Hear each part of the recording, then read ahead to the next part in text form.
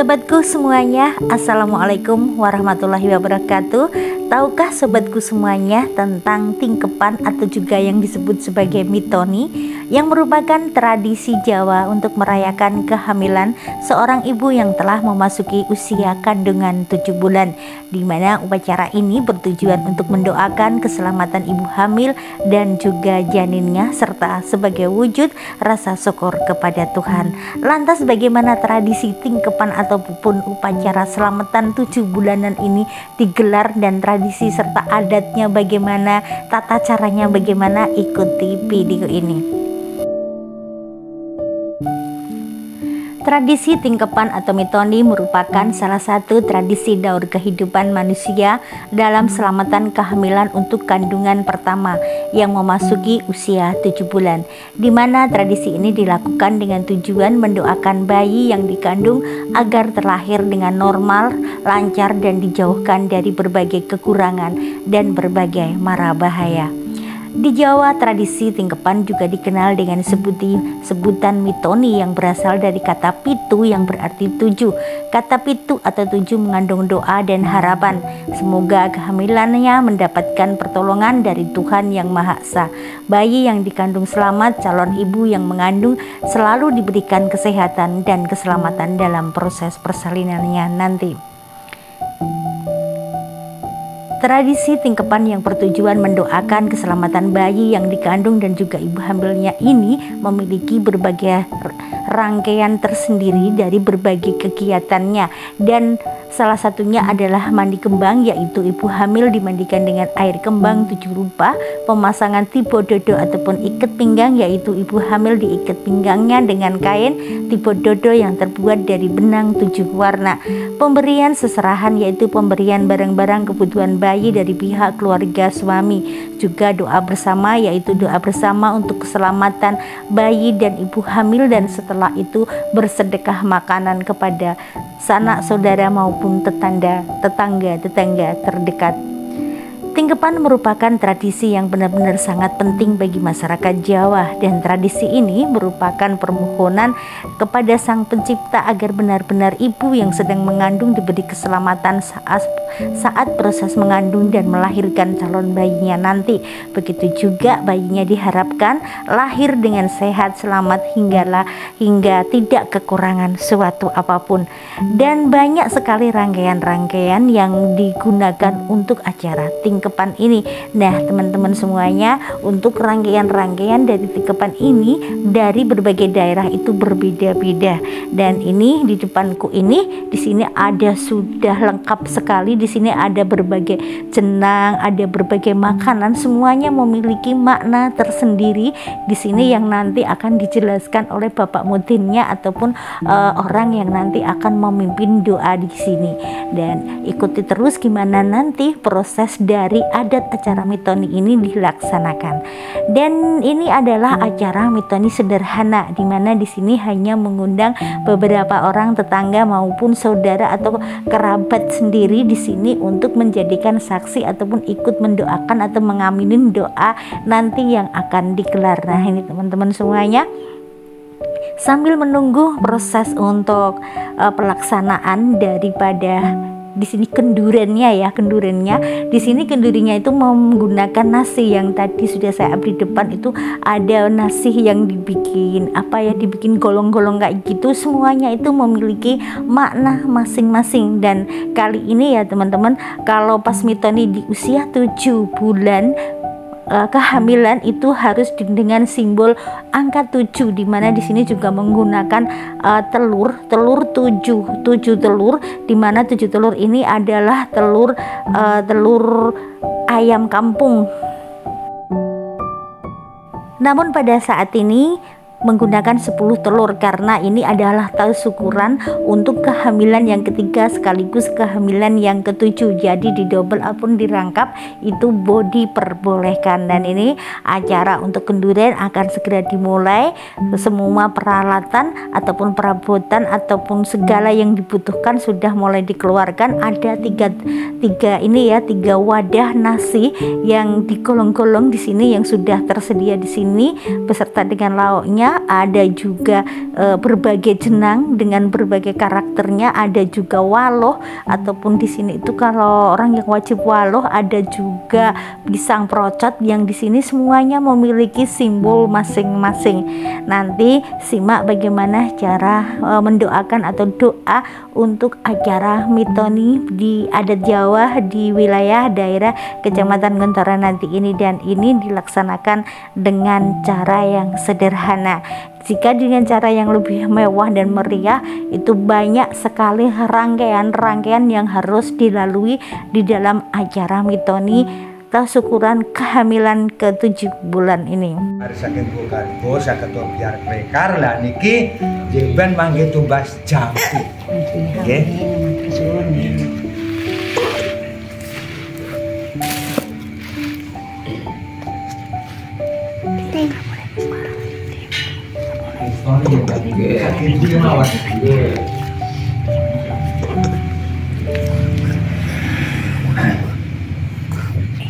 Assalamualaikum warahmatullahi wabarakatuh. Waalaikumsalam warahmatullahi wabarakatuh. Kunjung wonten para punden sepuh sepuh kanthi sepuh semarang para kakang semau putri utawi dhateng derek kula sepuhan sedaya nggih. Dene panjenengan karo punika pun aturi mbak Sakor iki ing saperlu saged paring pangestu saha training kang dados ajatipun Mbak Si tiyang sak warga. Nggih mriki rakit Gunung Brantos Siman Training Gunung sak kawontenan ingkang sak perlu kangge wilujingan. Milujingi Mbak Sri Pamungkas anggenipun nampi kanugrahaning pangeran ngandhut kaya suci menika sampun dugi 7 bulan. Awit dipun perjanjiipun milujingi mugi sadawanipun putra mulan kula ampun pahawun disir yen dereng dugi diwanci nglairaken. Awontenaken jeneng manca warna ingkang sak perlu kangge mbukani esmi saking sekalian. Puncak supresa kula saged ngandhut guna pangestu dhateng Mbak Sri Pamungkas anggenipun ampun kula wau. Dalu punika sampun dugi 7 bulanipun saged wujud sae disir yen dereng dugi diwanci nglairaken. Awontenaken jeneng utawi jeneng petak ingkang saperlu kangge mbukani sedherek Mbak Sri Pamungkas ingkang buka sinaring cahya utawi ingkang paring sinaring kasucen. Ingkang paring sinaring cahya saged paring katentreman karahayun kaluwijengan, ingkang buka sinaring kasucen saged anjuring donga pangestu kalunturna Mbak Sri Pamungkas anggenipun nampi kanugrahaning pangeran ing dalu punika sampun dugi 7 bulan. Jeneng kula kangge ngrepi sedhereke Mbak Sri Pamungkas ingkang lair sareng pindah ingkang kisah sareng ingkang lair sareng sedebiak cedak tanpa wanganan do tanpa sindulan ingkang ngambah sak dasaring bumi saged ambingkas popo cinta kudu rencana kantuna mbantu panjenengan Mbak Sri Pamungkas anggenipun ngandhut kula suci kula wau sampun dugi 7 bulan. Ngawontenaken jeneng sepuh kangge nyemati sedherek Mbak Sri Pamungkas ingkang sepuh piyambak ingkang bisa dasaring bumi kasebutan Ratmiko Ringko Kakang Kawak Adi Anjali. Dene sampun kawisa kula saged bengkas popo cinta kudu rencana kantuna anrenggani dhateng juragane Mbak Sri Pamungkas ingkang ngandhut kaya suci sampun dumugi 7 bulan kala wau lampun wahawun dhisik dereng dumugi titi wanci nglairaken. Nggih. Nang Pak Putih kuning ngabari kang dimbukani sedhereke Mbak Sri Pamungkas ingkang manggen kedat papat 5 pancer kanem ngandhap ditunggil. Dipun casupresa kula saged nuwun ngasanipun Gusti Kamong Mbak Sri Pamungkas anggenipun ngandhap kaya suci sampun dugi 7 bulan. Ing wonten dina sir kangge bantu panjenengan Mbak Pamungkas sak dalipun kula wau saged kekuasaan kalih dikonya di samping kula ampun wonten gangguan punapa sak lajeng-lajeng pun. Iki jeneng tawa kangge Mbak Seko saking kita sekawan kang dipunambahi dhateng pun kula wau saged rawe-rawe rantas wilujeng kang ambah utawi Mbah Kawonten kenteng rek supitan ingkang sabda puncak sikresa ingkang buka padang peteng wiwitan dudu dina pungkasan. Dene ingkang saparing saperangan malih kangge mbukeni inggih menika hawane dina suwe wengi. Dipun caosi prisa kawula satata angan tunggu pangestu dhateng Mbah Pamungkas anggenipun ngandhut kaya suci sampun cukupi pitungwulanipun. Ampun wawon bisir yen dereng duwit cici wancipun 9 wulan sedasa dinten kirang langkungipun. Ini sababane kangge mbukeni dibeduli basa diri Baparina nang ibu kawasa turun. Saperangan malih kangge mbukeni pasaran 5 dina iki sastra 8 jam kepipun buku 3 desa saben saranipun. Dipun caos desa ingkang damel pangestu Pamungkas sabda dengan suci ampun memahami sir yang iki wanjipun. Saperangan malih kangge mbukeni cikal bakal dusun iki ingkang budaya saha jaler utawi. Dipun caos desa ketangan pangestu Pamungkas anggenipun ngandekan kaya sinampi kanugrahan pangeran sampun duduhi pitungwulanipun. Kita saperangan malih kangge mbukeni menika bumi suci kang dipun iki saged wilujeng sae wilujeng kanggeni utawi kang dipun deni. Ini saperangan malih guna kangge mbukeni tumurun Joko Tarub nawan duduhi nawangse modeli kancaran sari. Dipun caosi prisa kawula saged dhateng Juragan Mbah Pamungkas sakdangunipun ngantos kula suci sampun dipitung-pitung la saged wilujeng sae kali sing widya manggih rayi wilujeng salajeng-lajengipun. Ing wonten 3 bab kangge mbukeni pungen 3 perkawis kang mengkoni dusun iki para wau. Dipun caosi prisa kula saged mbantu panjenenganipun Mbah Pamungkas sak keluarga dipun ngantos kula suci sampun dipitung-pitung wampun sir yen dereng diwuji wanjipun. Iki saperangan malih kangge mbukeni kumaraning dinten Senin lagi. Dipun jatuh oh ya Setu. Kumaraning dinten Setu. Kasul donga panjenengan kangge njujungi Mbah Pamungkas anggenipun nampi kanggane pangeran sampun diugi 7 wulan kala wau lan sampun sir yen dereng diwuji wanjipun.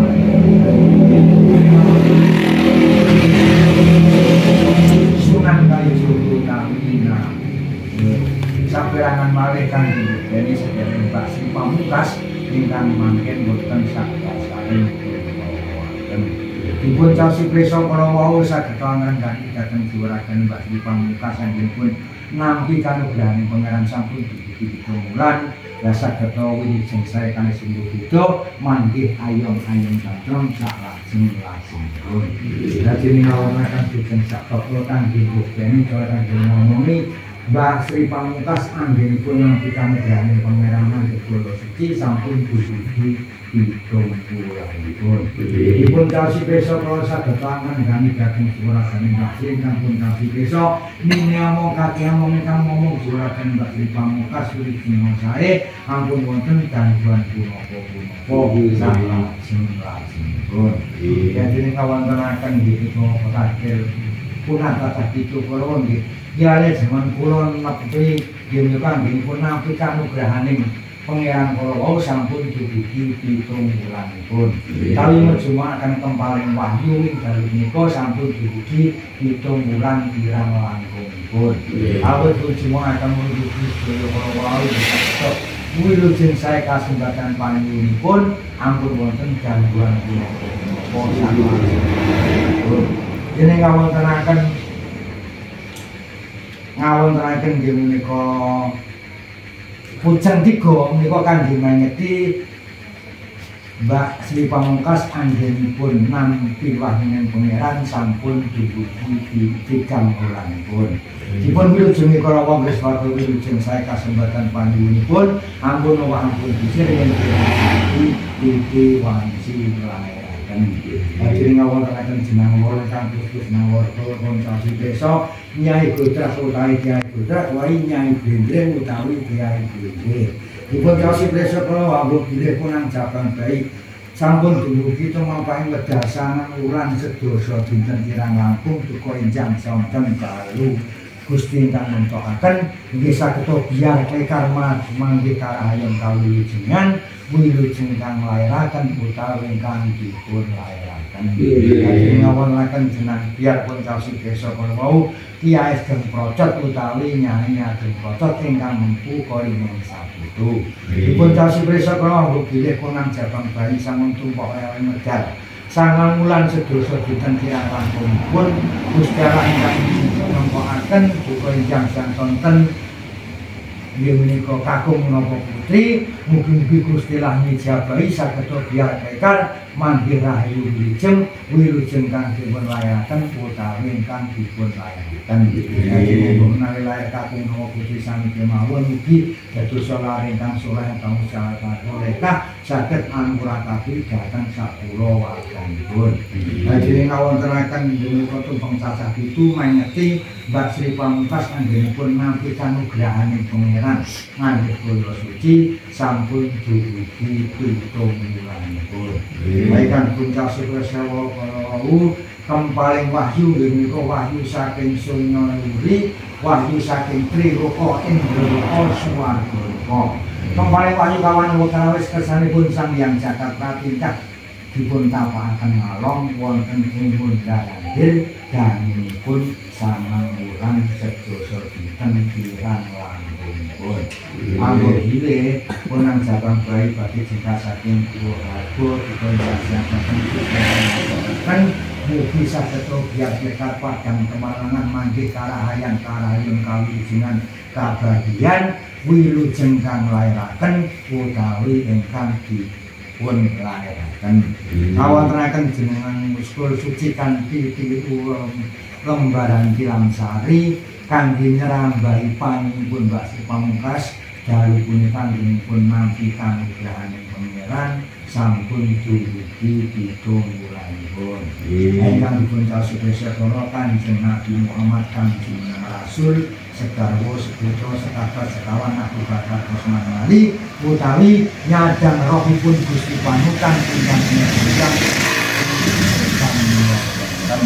yo dipun kaosi kala sageta dados panutanipun Mbak Sri Pamungkas anggenipun nampi kanugrahan Pangeran dalu punika sampun dugi pitung wulanipun lampun wahyu wilujeng mapan medal sangang wulan sedasa dinten kirang langkungipun.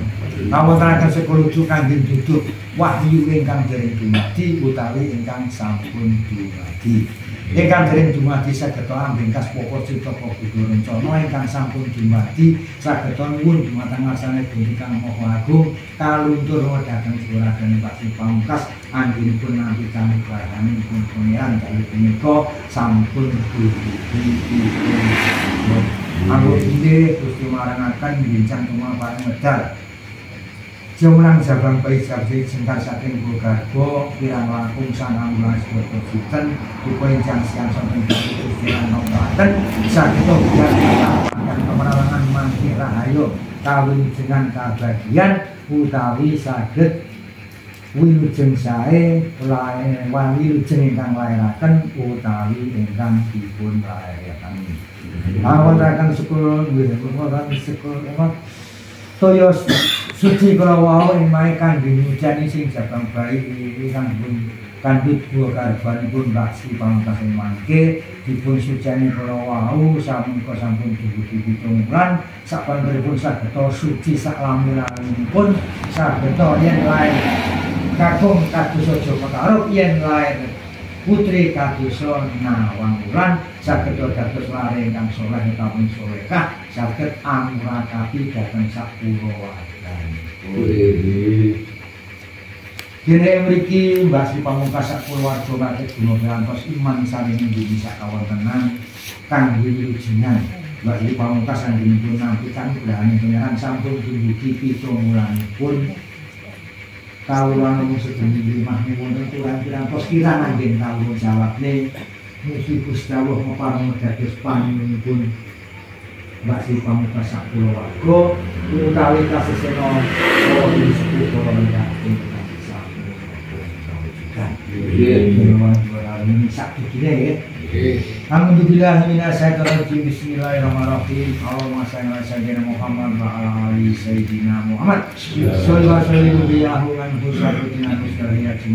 Bismillahirrahmanirrahim. Allahumma jurangna busana baitan kafir lana wa tarhamna lana kunana minal khosirin. Allahumma inna nas'aluka salamatan fid dini wa afiatan fil jasadi wa afiatan fil ilmi wa barakatan fil rizqi wa rahmatan minal maut.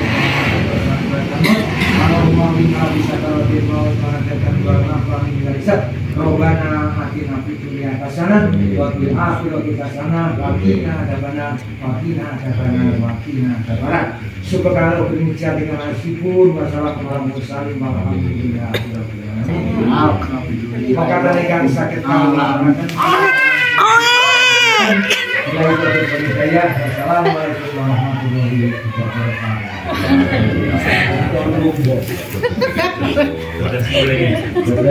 Benar nih.